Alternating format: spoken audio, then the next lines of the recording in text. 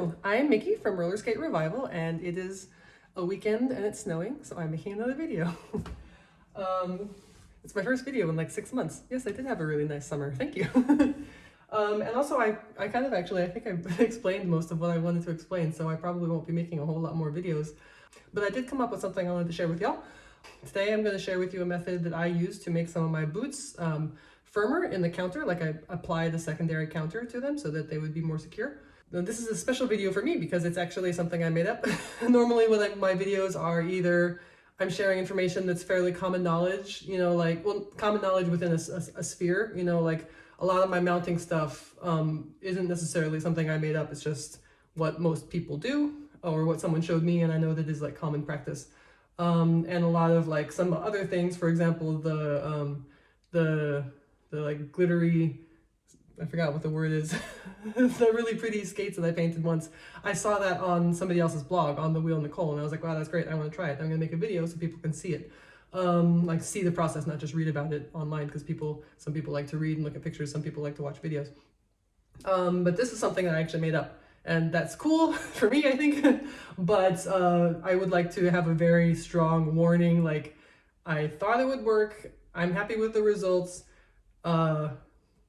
You know, it hasn't had a lot of like experimental phase. So please take everything I say with a grain of salt. If you think it might work for you, please give it a shot. But this is by all no means is like a guarantee that, you know, it will work or you will be happy or blah, blah, blah, blah, blah. So please, this is more than anything else, like proceed with discretion. You grab the skates and I'll grab the tools. Let's go rolling around like a couple of fools. Don't care if we're old, let's start something new. As we go rolling around, me and you.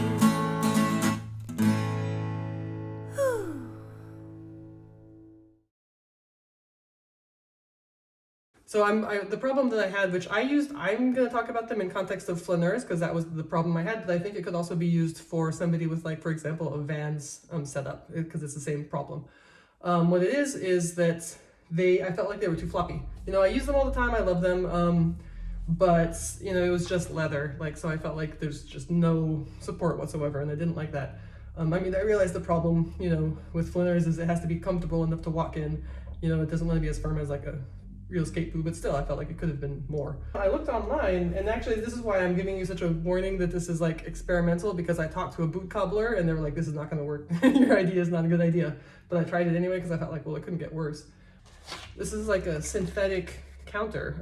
You can buy the counter is the thing that when you feel your skate boots, the thing that makes it kind of like hard and holds your heel in place, that's the counter.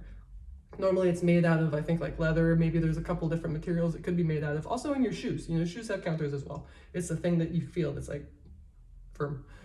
So this is kind of like a synthetic counter. I forgot what the material is called, but I'll link to where I bought it from. I think I watched a couple videos on YouTube, so there's like a couple different, you know, methods for adding a counter, but this one was pretty cheap and I thought it looked pretty easy, so I bought it. And you heat it up, and obviously if you were really making shoes, then you would do it like before the shoe is assembled, which is I think why one of the cobblers, when I asked, he was like, no, this isn't going to work because you already have your shoes. You make it really hot, and then you kind of put it in and like fold it in. And then when it's like really sticky and, you know, when it's hot, and then it cools down, and it's a lot more firm. And so I did this to these shoes, I want to say like 3 weeks ago, and then I gave it some time to see how it feels. And they're not like, you know, firm, but they are, I mean, before, like, that's why when I was explaining that they were too soft, I was like pinching this part because that's like how they were. It was just like nothing. And now it's like, actually it feels more like, you know, it feels a lot more like a proper skate boot. And so I'm super duper happy with how it feels. I think it would have been fine, but I was like, oh, I'm going to experiment more. So I added like some little, I don't know what this is, like a cushion, but it was also fine without it. I did have to sew some like fabric on the inside because I found, why did I do that? I don't remember if I had to do that or if I just thought it looked like crap, but for whatever reason I did sew the fabric on the inside, and this was like it was like sticky, like fake leather patch, but I had to sew it because since this is exactly where my foot is always going in and out, the stickiness wasn't enough, it kept coming out. So actually I think this is probably gonna fall out pretty soon, but I'm giving it a shot anyway. It's kind of like the counter here this is the stuff that ended up being folded over. And then after I put in my insole, I think that keeps it in place. If I were doing this on a van skate, what I would do is take out the aluminum insole and then, you know, attach this and then put the insole back in, and I think that would actually hold it in place pretty well. But again, like, I don't skate in vans, so this is purely theoretical, but I'm guessing that anybody who watches this video is going to be doing it for their vans and not for their Flaneurz, so that's why I'm explaining that. But yeah, it was super easy. So I'm going to show you the process as I add it to my other, yes, I love Flaneurz so much that I have multiple Flaneurz shoes. And so I'm going to show you the process as I do this to my other shoes. Speaking of nothing, did you guys notice I have the most amazing shirt that was ever made? My friend Mel, she has this, she's an artist, and she makes these, this line that she calls skateletons, where they're skating skeletons inspired by her or her friends. And so I love to side stance, and I've been working on front side stance a lot lately. So she made a front side with this is my Wifa boots and my sausage slide blocks that I have. So she made a side stancing skateleton for me. She did it with a bleach pen where she like, I don't know, actually, I don't know how she did it, but I think she painted it on in layers to get like the depth of the bones. Very fucking cool. Because I have the best friends in the world. Thank you, Mel. So you're gonna take the shoe, and if you get the exact same kind of counter that I did, you'll see that it's long and it's kind of asymmetrical. This one right here, this little notch goes in the center, and then the short side goes on the inside of your foot. So that's why this one goes like this, so that this is kind of on the inside and this one wraps around more. I don't know if this is a good idea or not, but I felt like I wanted to, since the shoe was already assembled, I wanted to fold this over so that the insole had a chance to push down on it, just to make it more, I don't know what. So I just thought, well, if I bend it over, then the pressure will hold it in place a little bit more. So this is not what, maybe is a bad idea, because this is not what the actual cobbler said to do, but I ended up like cutting them a little bit just to make it easier to fold them down. And then I heat it up. I put it in place more or less, but then I heat it up a little bit. And when it's a little bit softer, then I like put it more in place of how I want it, heat it up completely, and then press it against like the sides, you know, of the shoe as much as possible to try to like really get it stuck, and just make sure you don't have any like weird like bends or folds or bubbles or anything like that.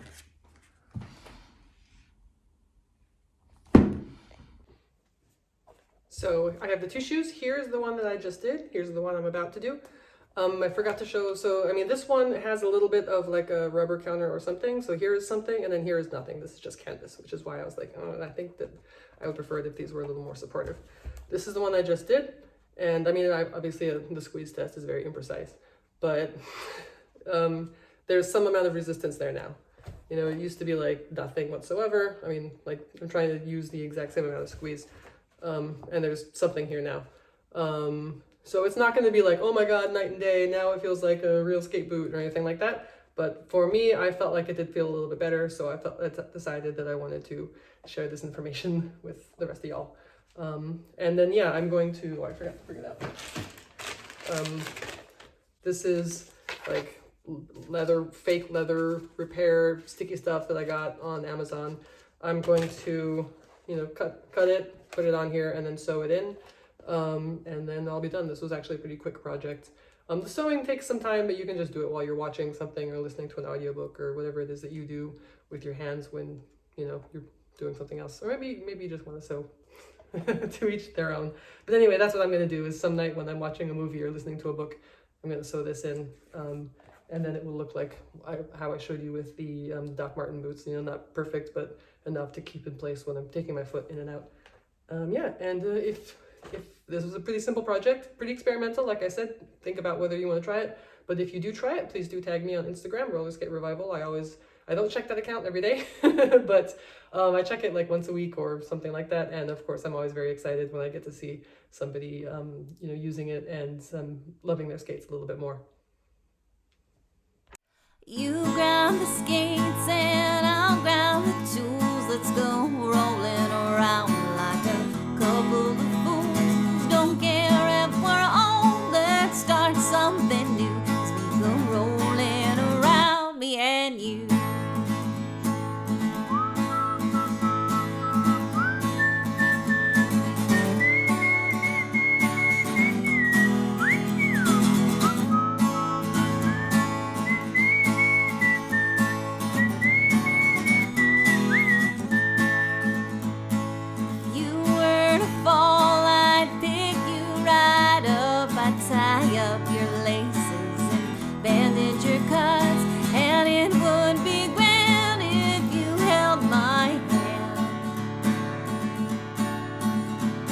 go rolling